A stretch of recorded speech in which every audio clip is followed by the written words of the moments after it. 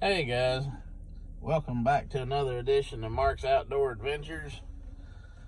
Sorry it's a little dark in here. I'm at work. It's getting dark. I've been busy this evening so I've been trying to get this video done before it got too dark. Guess I need to find a place up here that's got a good pole light to light things up a little better. Anyway, it's already February 3rd. Running a little late on getting this video out, but it's my favorite baits for February and into March. These same baits that work into March as well. But February, first part of March, maybe all the way through March, just depends on the weather and how cold it gets, or how cold it stays, I should say. But February usually starts having some warmer days, especially toward the end. The fish starts moving more.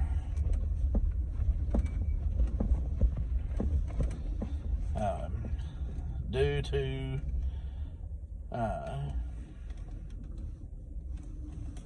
the fish starts moving more due to the warmer weather, and plus we're getting more daylight hours. Be getting more daylight as well. Anyway, this is a fun month because things starts happening this month as far as fishing. The fish is getting ready to start moving. They're getting ready to move up to pre-spawn. Especially if we get a lot of warmer days, they will be on their way to their staging areas for the pre-spawn. Excuse me. Woke up too early this morning. Anyway,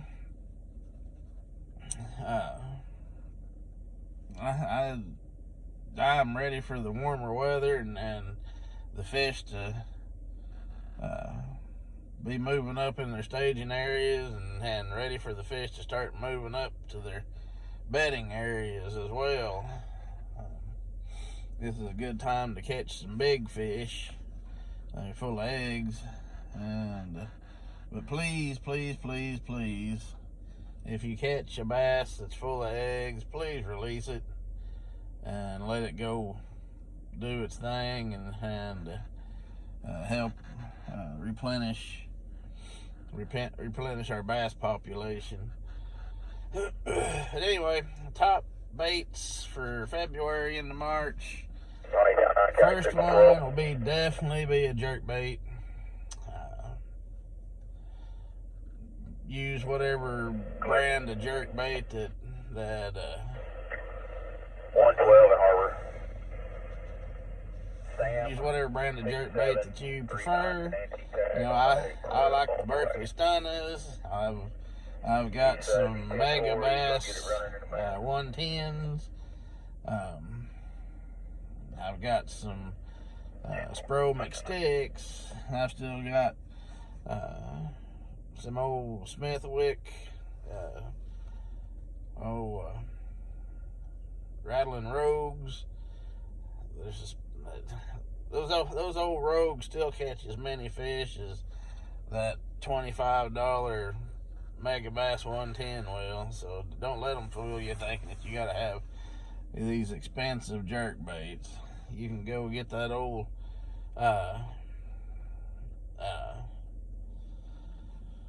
you can get that old Rattling Rogue and tear it up, tear them up on it just as much as as you can those $25 ones. Anyway, that's my bait of choice. Get on those 45-degree banks or bluff banks, or find you a bank. Got some rocks and some transition areas, and what I mean by transition areas is big rock down to small rock or pea gravel, just where the bank transitions from one thing to another, big rock to small rock, or mud to rock, or any of those is a transition bank, and or a transition area on a bank. And if it's got some deeper water nearby, there'll be fish there for sure. But definitely find you some 45-degree banks with deep water close.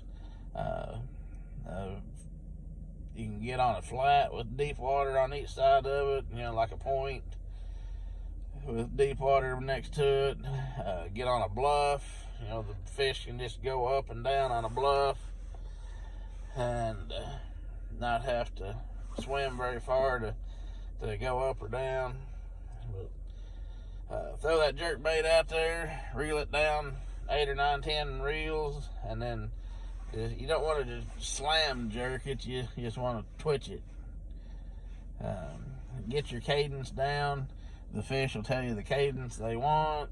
You might start with one jerk and then or twitch, and then 2 twitches.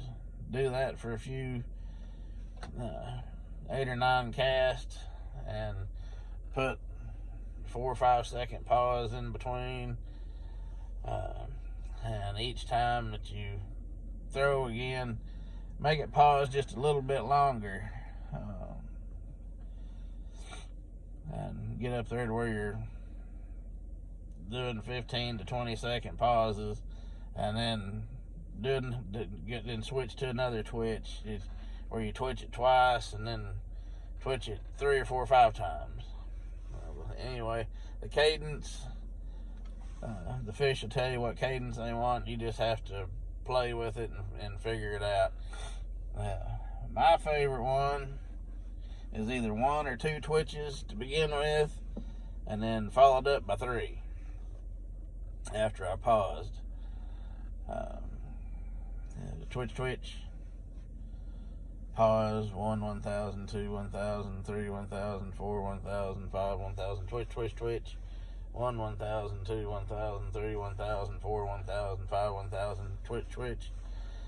That gives the fish time to swim up out of the deeper water. If they're out there in deeper water, it gives them time to come up there and get your bait.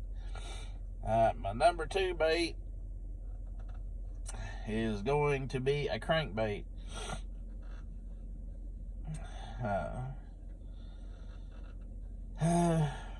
Later, I'm not into square billing just yet, but square billing is coming in March for sure. Have your square bills ready in March for sure. But this time of year, I want my wiggle warts, I want my rock crawlers, I want my money badgers, those kind of crankbaits, and the red colors works well, the red and orange colors works well, the spring crawl colors work well, the green pumpkins will work. Just whatever you have confidence in. Throw your confidence bait. And that's 90% of it anyways, is what you have confidence in. But take that crankbait, get on those 45-degree gravel banks, rock banks, and get at a 45-degree angle to the bank, make you a good long cast up there, and make that old crankbait dig into the rocks and bounce up and off of them. and don't get it down in there. Just keep it digging, but just kind of bounce it off the rocks. If you get it down in there where it's really digging, the fish will come down there and hit it first to try to pin it. And a lot of times when they come down there and try to pin your bait is when you set the hook and you'll miss the fish. So if you can hit the rocks a little bit and just let it tick the rocks, and not have it just buried down in the middle of them. Sometimes that's the way they want it, though. Sometimes they want you to have that thing buried down in the middle, and that's the only way you can get a bite. But try to get them to hit it with it just bouncing along the top of the rocks, and that way when they come up and hit it, they inhale it and get a mouthful of it. Number 3 bait will be a jig. Cold weather still, so you don't want a jig trailer with a lot of action. You want to use like a pork chunk or a Zoom Super Chunk. A little twin tail grub, something like that. Something that don't have a lot of action to it. Whatever color you prefer. Also,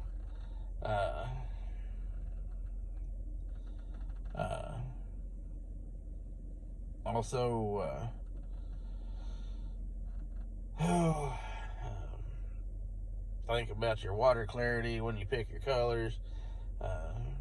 Stained muddy water, you like black and blues, black and purple. Then when it starts getting lighter color water clarity, then you can go to your green pumpkins and your confidence baits. Next will be a spinner bait. It's time to throw a spinner bait. Depends on your water clarity of what color spinner bait you throw. Also, water clarity will dictate if you use painted blades or silver or gold blades. Clear water, I like silver and gold blades. Water starts getting dingy to muddy, I like going to the painted blades. You can use tandem willows this time of year, but I prefer a single Colorado blade this time of year, because I can throw that thing out there and I can slow roll it, just barely slow roll it across the bottom, just enough to keep that blade a turning. I like using a 1/2 ounce or a little bigger to keep it on the bottom. Also, another trick to help keep you slowed down is put some type of plastic trailer on your spinner bait. That plastic will make it more buoyant, and that way you can reel it slower and keep that blade will turn, and you can keep it down low in the water column. Unless they're higher in the water column, if they're suspended higher in the water column, then you don't have to reel it so slow and keep it on the bottom. Just let the fish tell you what they want. When it comes to the dingy and muddy water, a coleslaw, black and blue, a fire tiger with painted blades. I really like to have an orange kicker blade, or if I'm just going to have one Colorado blade, it would be a painted white blade on the coleslaw. The fire tiger, I would have the fire tiger green, orange, and yellow colored together spinnerbait blade. And the black and blue, I would have a black blade on there as well. Then let's see. Oh, don't forget a lipless crankbait slash blade bait. This time of year, either a lipless crankbait like the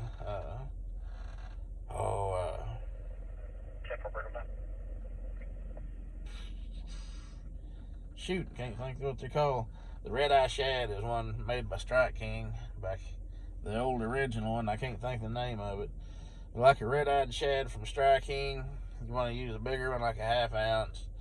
You're going to throw it out there, let it go to the bottom, and then you're going to slowly pull up from like 3 o'clock to noon, or 3 o'clock to 12 o'clock.